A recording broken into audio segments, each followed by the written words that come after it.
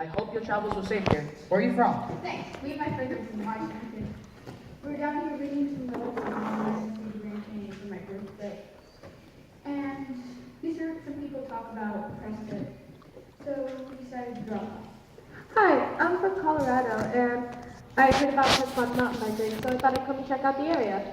Well, I'm glad you have all come to visit. By the way, we pronounce it Prescott, kind of like biscuit. So if you want to fit in a little, I recommend you pronounce it Prescott. So if it's spelled Prescott, why is it pronounced Prescott? Well, there are several possible reasons why it could be pronounced Prescott. One reason is it comes from the old miners who shortened the pronunciation. Another reason is it was the way that William Hickling Prescott pronounced his name. Who was William Hickling Prescott? William Hickling Prescott was the first American scientific historian whose famous pieces of research was on the Spanish conquest of Mexico. After his death in 1859, President Lincoln decided to honor him by naming the first territorial capital of Arizona, Prescott. This brings us to the first statues on our tour. These statues represent the gold miners who came here to strike it rich. Captain Joseph Walker, where would you like to start mining? Right along this creek. Looks like these rocks might have some stars. What's the name of this creek? Well, there's a Lynx over there. We'll call it Lynx Creek. We'll set up our town site over there and our mine here. Captain, look! One of the miners found some gold. That's great. We're gonna be rich.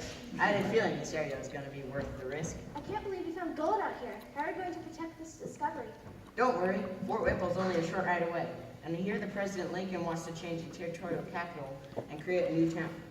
That would be nice to have the territorial capital nearby. We might have some sway in the territorial decisions. We won't have to worry about outlaws and Indians. Over the next 70 years, gold miners pulled out over $2 million worth of gold from the area. Not long after the discovery of gold, President Lincoln established Prescott as the territorial capital of Arizona. Although Tucson was a larger, much more developed city, President Lincoln made Prescott the capital so that way the natural resources would be used to aid the North in the Civil War. Sympathizers of the South led Tucson, so President Lincoln did not want Arizona to aid the Confederates, even if we started off as a Confederate territory. From 1864 to 1889, Arizona's capital was called the Capital on Wheels. This title came from the capital moving 4 times in a 25-year span. Moving the territorial capital from Fort Whipple to Prescott has been nice. I like not being confined in the fort.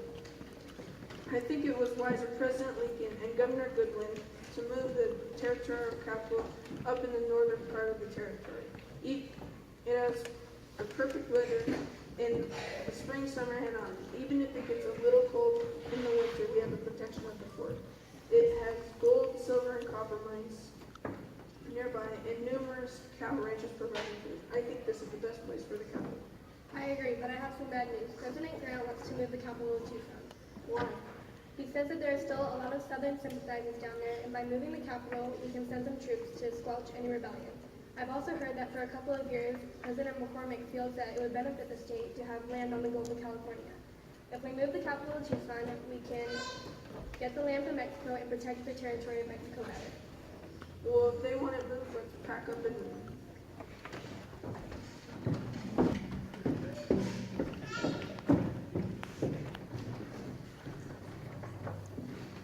It's been nice having the capital here in Tucson. The winters have been much nicer than those in Prescott, although I do miss the cooler summers. We have been able to make the Arizona Territory a viable part of the country. We just need to get more so we can become a state.